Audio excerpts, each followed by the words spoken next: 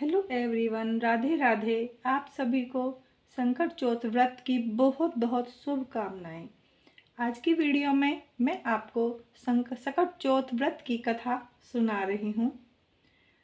जब भी आप संकट चौथ का व्रत करेंगे तो कथा सुनने से पहले हमें एक चौकी लगा लेनी चाहिए। जगह को साफ करके, जहाँ हमें कथा सुननी है या पूजा करनी है उस जगह को साफ करके एक चौकी लगा लें। उस पर गणेश जी को स्थापित कर लें। गणेश जी की विधि पूर्वक फूलों से आसन लगाकर ग्रहण करें, स्थापित करें, पूजा करें। उसके बाद उनको वस्त्र आदि ग्रहण कराएं और अपना भी सामने आसन लगा लेना चाहिए। कभी भी पूजा नीचे बैठ के नहीं करनी चाहिए गाइस। या तो आप आसन लगा लें या फिर कोई, अगर आप नीचे नहीं बैठ सकते तो कोई पीढ़ा या चौकी इस तरह की ले लें। उसके बाद में आप कोई भी इस तरह का अपना पीलिया ले लें।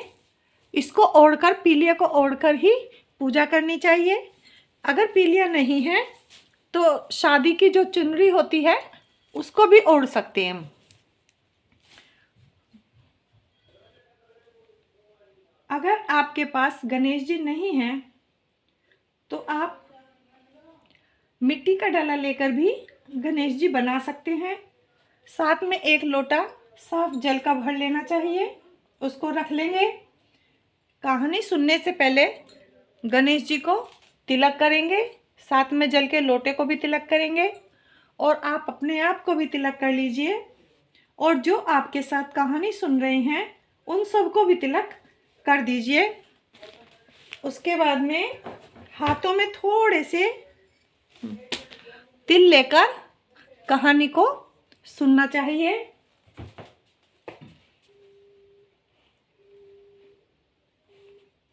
तो चलिए मैं आपको कहानी या कथा सुना देती हूँ। एक गांव में एक बुढ़िया रहती थी। वो बुढ़िया बहुत ही गरीब थी। बुढ़िया का एक बेटा था। बेटा गांव के पशुओं को चरा कर लाता था और बदले में जो भी उसे पैसे मिलते थे उन्हीं से उनका गुजर बसर होता था। बुढ़िया का बेटा सुबह ही सबकी गाय भैंसों को लेकर जंगल में चला जाता था और शाम को ही घर आता था।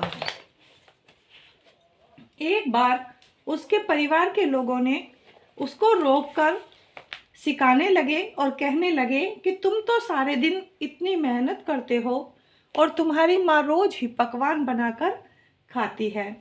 लड़का कहने लगा, ऐसा तो नहीं हो सकता, मेरी माँ ऐसा नहीं कर सकती। पर वो सब फिर से कहने लगे कि अगर हमारी बातों पर तुम्हें यकीन नहीं है तो आज तुम दोपहर में ही घर आकर सब कुछ खुद से ही देख लेना।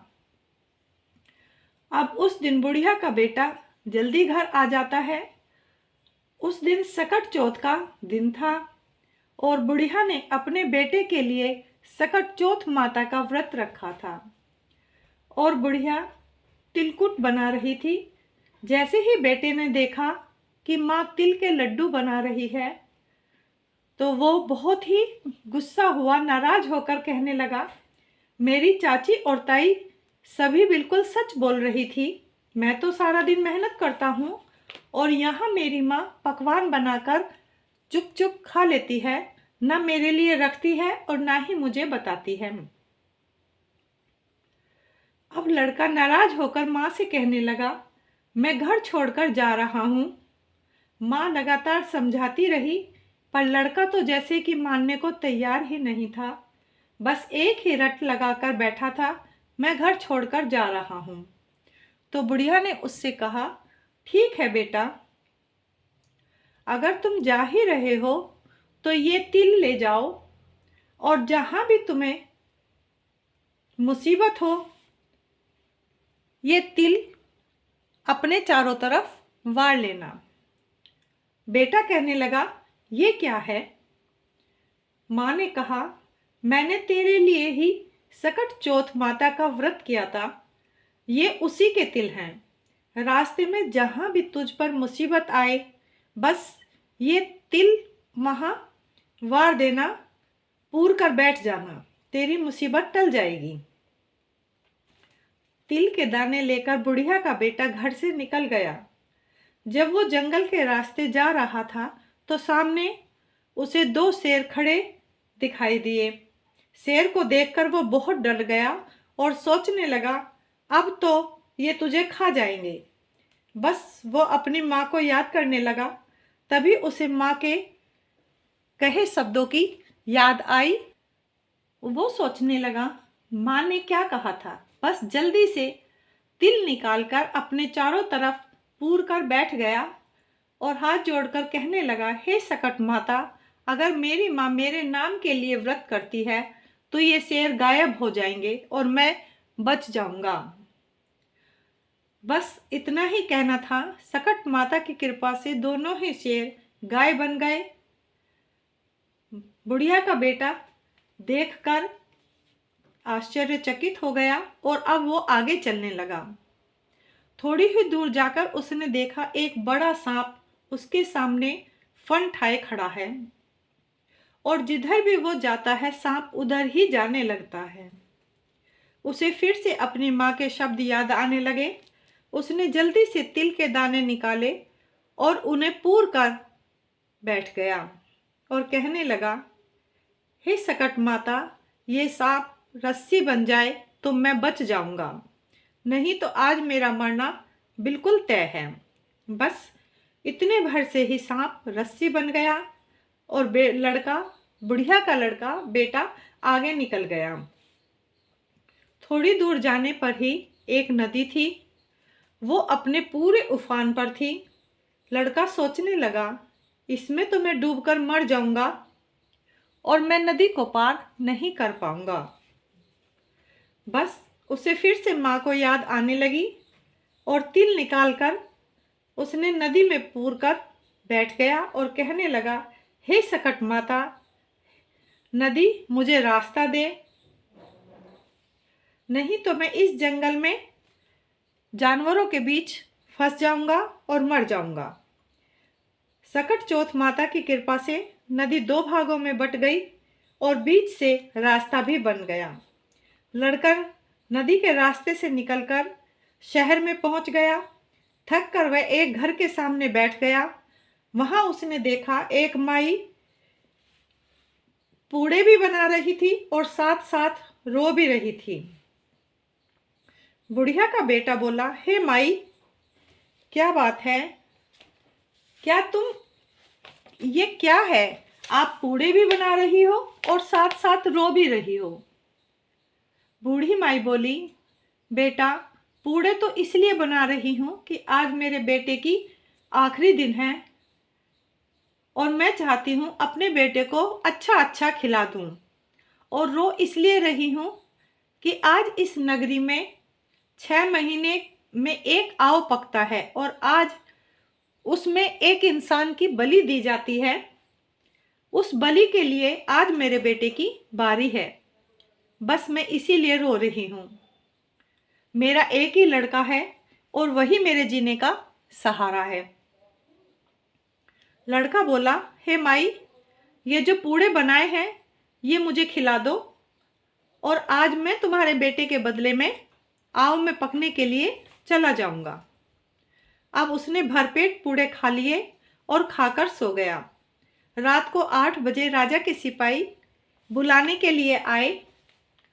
उनकी आवाज सुनकर बुढ़िया का बेटा जग गया और बोला, हे माई, आ गए वो लोग? बुढ़िया बोली, हाँ बेटा, सिपाही आ गए। बुढ़िया का बेटा कहने लगा, माई, मैं जा रहा हूँ, और जाकर आव में बैठ गया। और बैठने से पहले उसने सकट माता को याद करके अपने चारों तरफ तिलों को अच्छे से पूर लिया और कहने लगा, हे सकट चौथ माता, अगर मेरी माँ मेरे नाम का व्रत करती है तो मैं अग्नि में नहीं जलूंगा।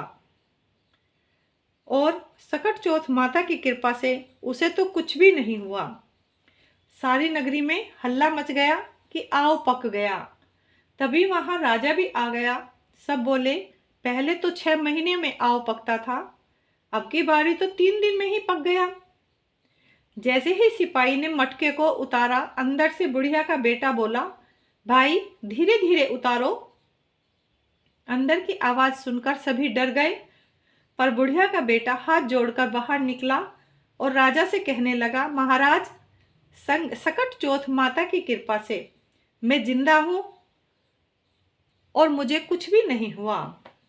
ये सुनकर रानी बोली, महाराज, अपनी बेटी की शादी इसी के साथ करना ठीक रहेगा, क्योंकि इसे तो अग्नि भी नहीं जला पाई, इसे तो कोई मार ही नहीं सकता।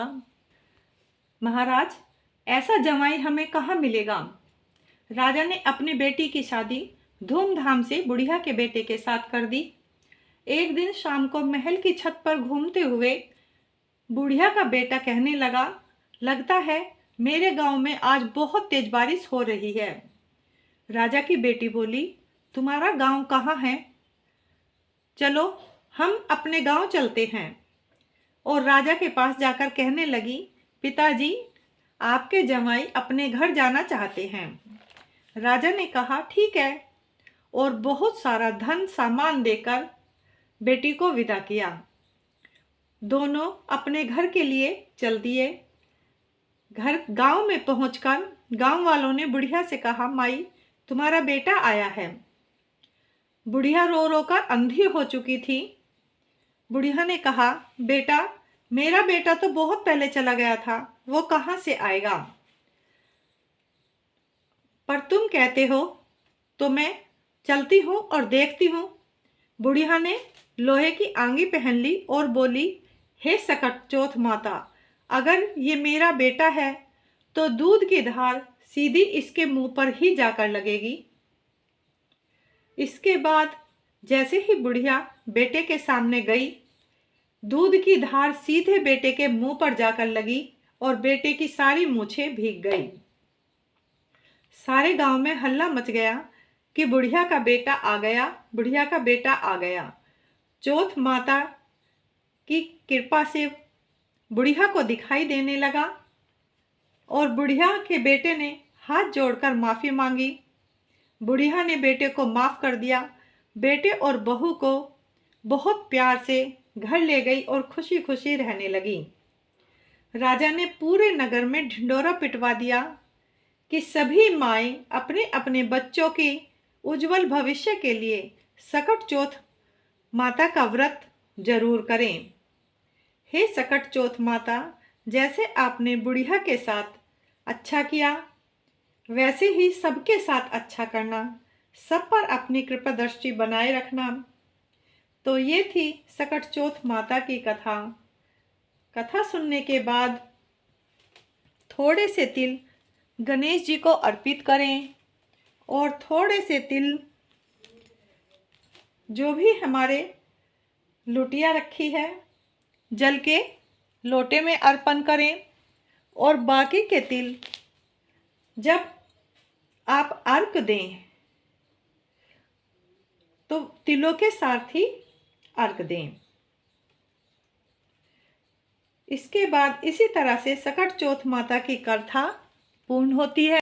हमारे यहाँ कहानी दिन में सुनी जाती है, 3 और 4 बजे के बीच में सुनी जाती है। इसलिए जो भी हाथों में तिल हैं, हम उन्हीं के साथ सूर्य देवता को ये लोटे का जल लेकर अर्घ दे देते हैं।